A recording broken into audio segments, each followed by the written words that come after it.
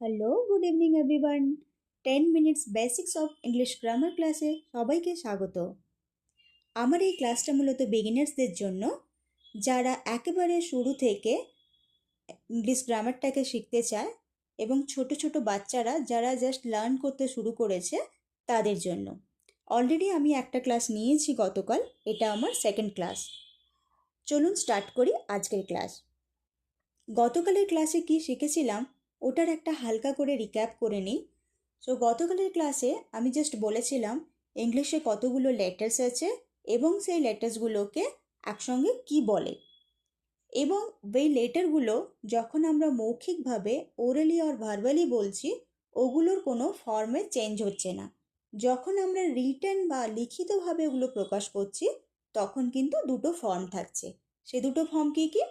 একটা হচ্ছে capital letter এবং আরেকটা হচ্ছে স্মল লেটার। এবং সেই সঙ্গে আমি জাস্ট ওয়ার্ড আর সেন্টেন্সে জাস্ট হালকা একটা ধারণা দিয়েছিলাম। আজকের ক্লাসে ওগুলো ইলাবোরেটলি বলবো। চলুন তাহলে শুরু করা যাক আজকের ক্লাসটা। বন্ধুরা, আমাকে বলো তো, অলরেডি তোমরা জেনে গেছো ইংলিশে 26 লেটার্স আছে, এ টু টিল জেড, জেড পর্যন্ত। এই লেটার্সগুলো এক একটা কি বলতে পারবে কেউ? চলো আমি বলে দিচ্ছি। এই লেটারগুলো এ বি সি ডি, এগুলো কি বলো তো? এগুলো এক একটা আওয়াজ বা ধ্বনি। এই আওয়াজ বা ধ্বনি কোথা থেকে তৈরি হয়? আমাদের বাকযন্ত্রের সাহায্যে। বাকযন্ত্র কি বলো তো? আমাদের মুখ, ঠোঁট, তালু, নাক, গলা, যেগুলোর সাহায্যে আমরা কোনো আওয়াজ বা শব্দ তৈরি করতে পারি। এখানে শব্দ মানে কিন্তু অবভিয়াসলি ওয়ার্ড, বাট এখানে আমি আওয়াজের কথা বলছি, ঠিক আছে, ধ্বনির কথা বলছি। তো এই যে আওয়াজ বা ধ্বনি, এগুলোরই ওরাল বা ভার্বাল ফর্ম যেগুলো হচ্ছে সেগুলো হচ্ছে লেটার। এ, আমি যখন এ বলছি তখন একটা আওয়াজ বেরিয়ে আসছে এ। আমি যখন বি বলছি তখন একটা ধ্বনি বা আওয়াজ বেরিয়ে আসছে। এবার যখন আমি এই ধ্বনি বা আওয়াজগুলোকে লিখিত রূপ দিচ্ছি সেটাকে কি বলে? সেটাকে বলে বর্ণ বা লেটার। যতক্ষণ পর্যন্ত এটা মৌখিক থাকছে ততক্ষণ এটাকে আমরা কি বলছি? সাউন্ড বা ধ্বনি। ক্লিয়ার? তাহলে এই যে এ থেকে জেড পর্যন্ত 26টা লেটার আছে, এগুলোর মৌখিক রূপ হলো কি? সাউন্ড। এবং এগুলোর রিটেন ফরম্যাটটা কি হলো? লেটার বা বর্ণ। এবার এই যে সাউন্ডটা তৈরি হচ্ছে, এই সাউন্ডটা কিভাবে তৈরি হচ্ছে, কোন প্রসেসে বেরিয়ে আসছে মুখ থেকে, তার উপর নির্ভর করে আমরা অ্যালফাবেটকে দুটো গ্রুপে ভাগ করছি। কটা গ্রুপে বন্ধুরা? দুটো গ্রুপে ভাগ করছি। First one is vowel and second group is consonant. তাহলে আমরা কোন কোন জিনিসকে দুটো গ্রুপে ভাগ করছি? এই যে এ থেকে জেড পর্যন্ত 26টা লেটার আছে, এই লেটারগুলো কিভাবে উচ্চারিত হচ্ছে, এই লেটারগুলো সাউন্ড ফর্মটা কিভাবে আসছে মুখের ভেতর থেকে, তার উপর নির্ভর করে এগুলোকে আমরা দুটো ভাগে ভাগ করছি, দুটো গ্রুপে। একটা গ্রুপের নাম হচ্ছে ভাওয়েল অ্যান্ড আরেকটা গ্রুপ হচ্ছে কনসোনেন্ট। ক্লিয়ার?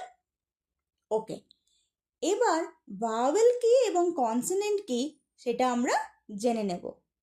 ভাওয়েল হচ্ছে সেই আওয়াজ বা সেই ধ্বনি, যখন আমরা সেগুলো উচ্চারণ করছি সেগুলো স্পন্টেনিয়াসলি বা স্বতঃস্ফূর্তভাবে বেরিয়ে আসছে, কোথাও কোনোভাবে বাধাপ্রাপ্ত না হয়ে তোমার মুখের ভেতরে।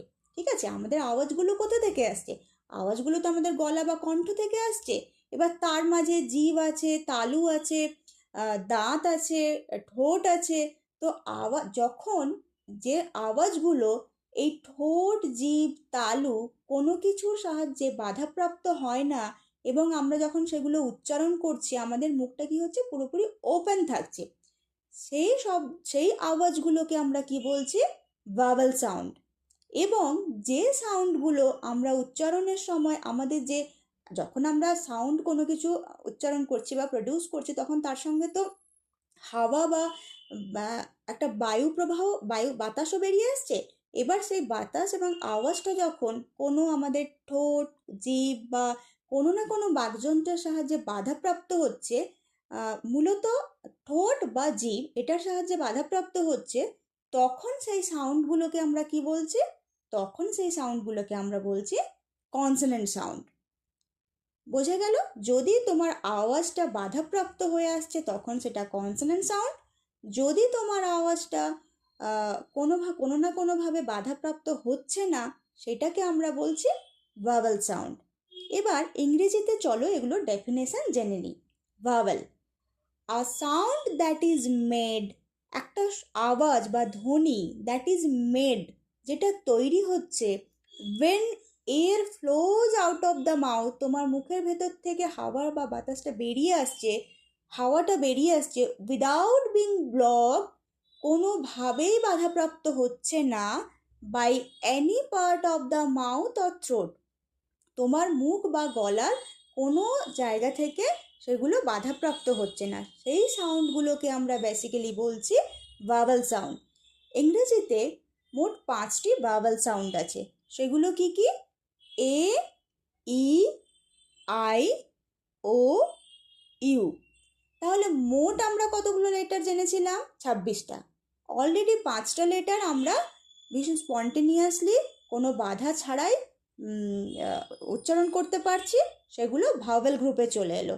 এবার তাহলে কনসোনেন্ট গ্রুপে কটা পড়ে থাকলো? কটা? ইয়েস, 21, 21টা থাকলো।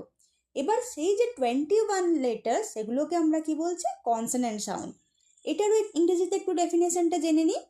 আর কনসোনেন্ট সাউন্ড ইজ প্রনাউন্সড, মানে একটা কনসোনেন্ট ধ্বনি উচ্চারিত হচ্ছে by stopping the air from flowing through the mouth, যখন হাওয়াটা ফ্লো করছে তোমার মাউথ থেকে, সেই সময় কোনো না কোনোভাবে এটা বাধাপ্রাপ্ত হচ্ছে।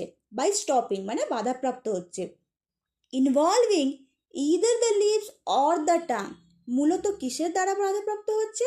হয় তোমার জিভ, না হয় তোমার ঠোঁট দ্বারা। বুঝতে পেরেছ? তাহলে এই সাউন্ডগুলোকে আমরা কি বলছি? Consonant sound. কনসোনেন্ট সাউন্ড তাহলে এ, ই, আই, ও, ইউ বাদ দিয়ে যা কিছু পড়ে থাকলো সবই consonant sound. B, C, D, F, G till Z পর্যন্ত। ঠিক আছে?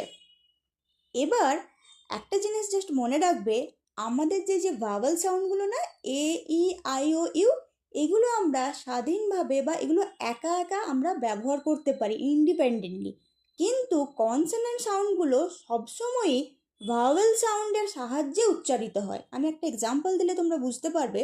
ধরো আমি বলছি এম, এম, দেখো এমটা কিন্তু সরাসরি ম চলে আসছে না, এম, এম, কোথাও একটা ই আগে উচ্চারিত হচ্ছে, তারপরে মটা আসছে। তো সেম যতগুলো কনসোনেন্ট আছে সেগুলো সব কিন্তু ভাওয়েলের সাহায্যে উচ্চারিত হয়। ঠিক আছে? তাহলে বুঝতে পারলে কোনটা ভাওয়েল কোনটা কনসোনেন্ট। এবার আমরা জাস্ট কয়েকটা ওয়ার্ড জেনে নেব যেগুলো ভাওয়েল সাউন্ড দিয়ে স্টার্ট হচ্ছে, এবং কয়েকটা ওয়ার্ড জানবো যেগুলো কনসোনেন্ট সাউন্ড দিয়ে স্টার্ট হচ্ছে। So word starting with vowel sound: apple, elephant, ink. Word starting with consonant sound: big, cat, dog, fish, etcetera. Clear? তাহলে কোনটা ভাওয়েল এবং কোনটা কনসোনেন্ট সাউন্ড। নেক্সট ক্লাসে আমরা জানবো এই ভাওয়েলের দুটো ভাগ আছে, একটা শর্ট ভাওয়েল, একটা লং ভাওয়েল, এবং সেটা কি নেক্সট ক্লাসে আমরা জেনে নেব। আজকের ক্লাসটা এখানেই থাক। আশা করি সবার ভালো লেগেছে। কোনো কিছু ইমপ্রুভমেন্টের থাকলে তোমরা নিশ্চয়ই কমেন্ট করে জানাবে, এবং কোনো কিছু না বুঝতে পারলে সেটাও কমেন্ট করে জানাবে। ঠিক আছে? Thank you everyone.